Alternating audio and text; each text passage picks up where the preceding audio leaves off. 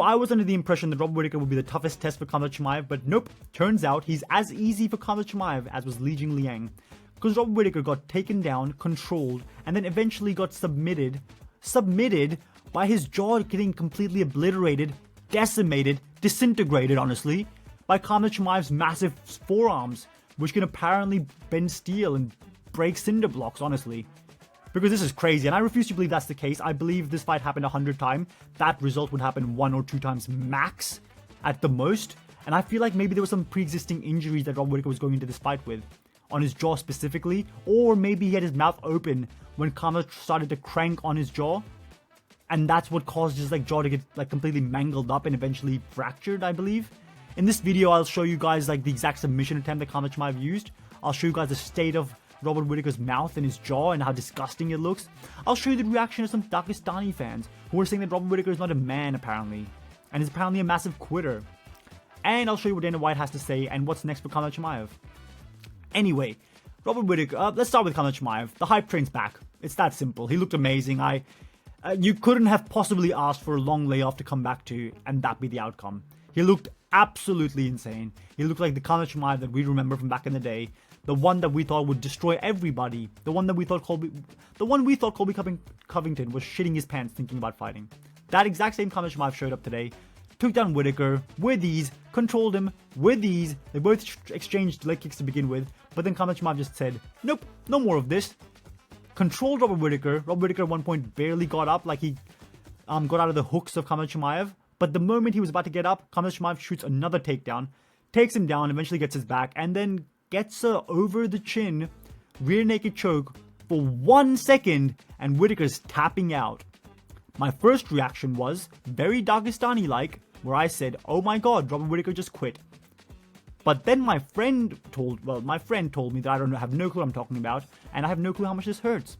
And I thought to myself, wait a minute, you've never been in a fight yourself either, so how the hell would you know? But anyway, I saw the pictures later on and I understood what was happening. But yeah, my first reaction was Robert Whittaker quit. But turns out, nope, his jaw is really badly damaged, and I'll show you the exact choke that he had locked in on Robert Whittaker. This one here, as you can see, I'll show you another picture in a second, but as you can see here, Khamzat Chimaev's forearm is over the chin of Robert Whittaker. Not underneath, over. And even in this frame, you can see Whittaker is mid-tapping already. This was locked in for a second at most. And Whittaker was tapping away, and this is another angle of it. More clear picture, the forearm is clearly over the chin of Robert Whittaker.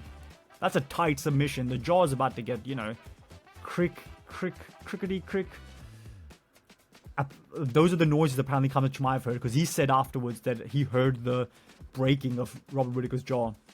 Insanity. Robert Whittaker, your chin is gone, my guy. It's just done. You have been compromised many times over. Think about it. Yoel Romero dropped you a few times. Izzy finished you off. Darren Till and Cannonier both dropped you. You were getting finished by a jab from Dricus du Plessis. In the second Izzy fight, you got dropped. Paulo Costa with a wheel kick nearly finished you. Your chin is already it's teetering as it is, and this is just the nail in the coffin, honestly. Because I feel like his chin will never be the same, and I don't want to see him fight anymore. I hope he just retires personally.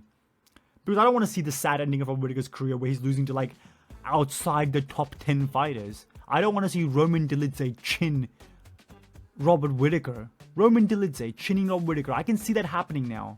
Any clean shot on the jaw will finish him off, and I'm about to show you guys a really grotesque picture of his jaw right now. On the count of 3, 1, 2, 3. Here we are. So here's what happened. So this is the mandible. This part of your jaw is the mandible.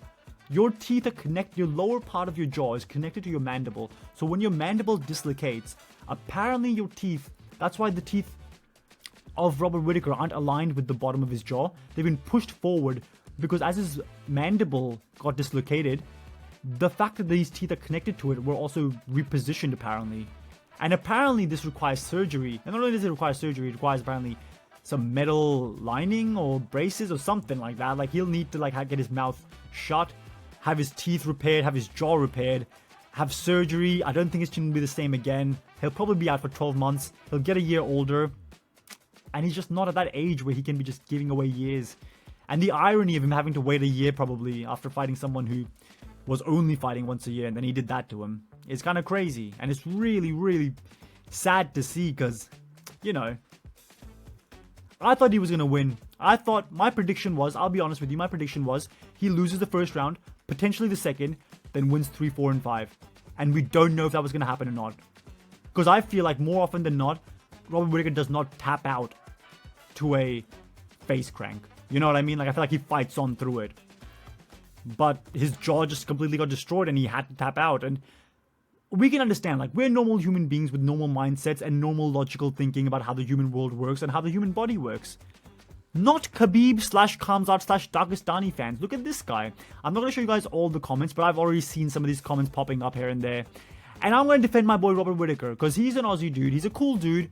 And I have to defend him here. Like, I'm not going to let this slander, these Khabib fans. He's been retired for almost 5 years now. And they're still going on and on about it and sucking his cock. This guy says, bro gave up talking about Robert Whittaker. Someone replies, or if you could read, you could see that he dislocated his jaw in the face crank.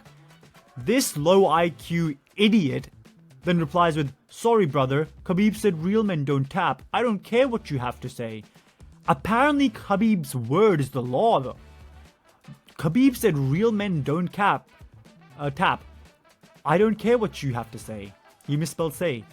This guy's entire life is based around Khabib's teachings, as it turns out. There's a good jab at the end where the guy says Khabib quit the whole sport, which he did, by the way. If apparently you wanting to have a life after fighting and hold on to having a jaw is not a good enough reason to tap out or quit, I suppose, in this case, then guess what? Khabib's dad passing away is not a good enough reason for him to quit his job and quit the sport. You know why? Because a lot of people's dads die. And you know what? They don't just quit their job and sulk and stay at home and not work a day of their lives from that point on. And I understand I'm coming off a little bit harsh here. But these are the comments that I've been seeing, and I have to speak out against it. You can't all just be this way, this way, this way. What Khabib says goes. There has to be some other ways to look at things.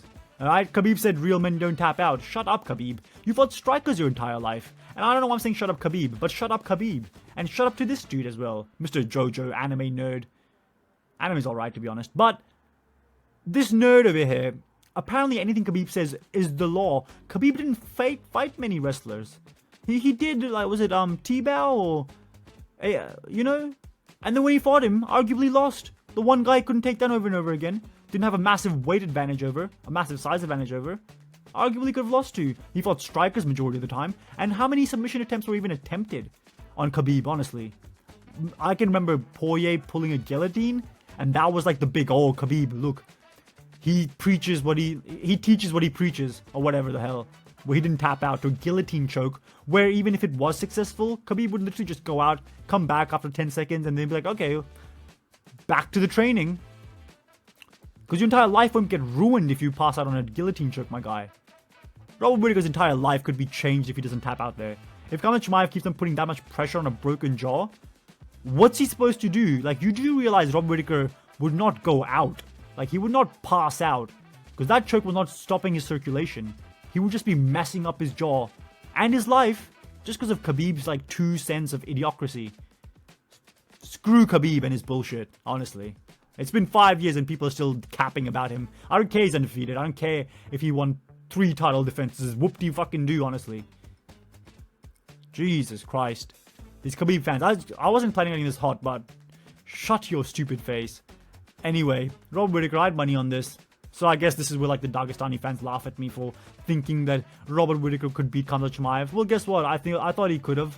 But just so happened he broke his jaw, you know?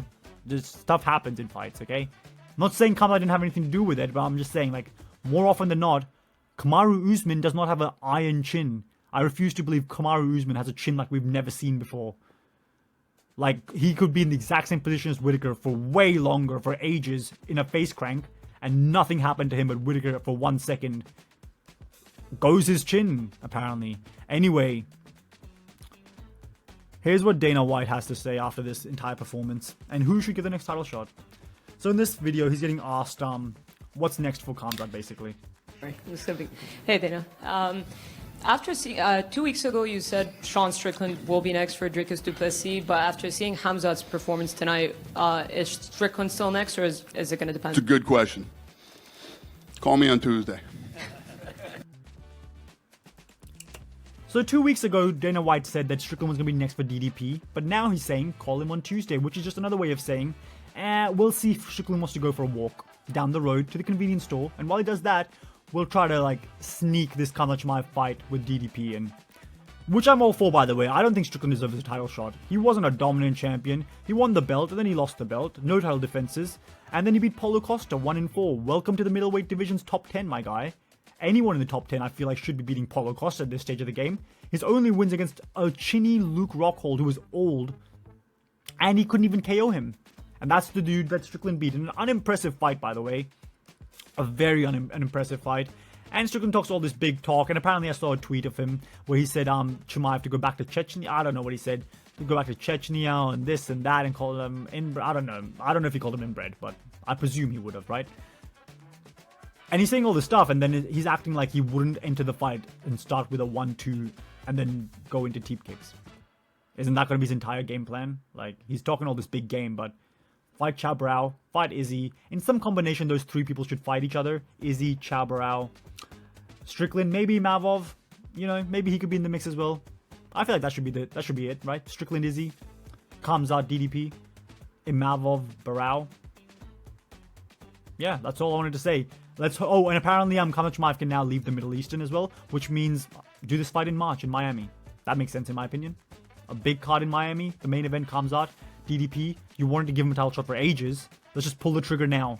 Let's not wait another year to go back to a pay-per-view, to go back to Abu Dhabi or Saudi Arabia or wherever the hell you want to go. Let's just do it now. Miami, March, DDP beats Khamzat Chimaev in my opinion. I think he'll survive the first 2 rounds. The same thing I always say. And I think he's dog enough. I think he's got the dog in him. And I feel like he will dog it out with Khamzat Chimaev and just show that apparently just being Dagestani and screw Khabib and whatever he has to say, like, apparently just doing what Khabib says is not enough to beat every single person and get to a title. I feel like DDP will prove that. That's all I gotta say. So yeah, Khamzat Chimaev destroyed Robert Whittaker's chin, obliterated it, decimated, disintegrated at UFC 308. Like, share, and subscribe. Don't share, no one does that. 72 subscribers, let's get me to 80, guys. I'll see you guys next time.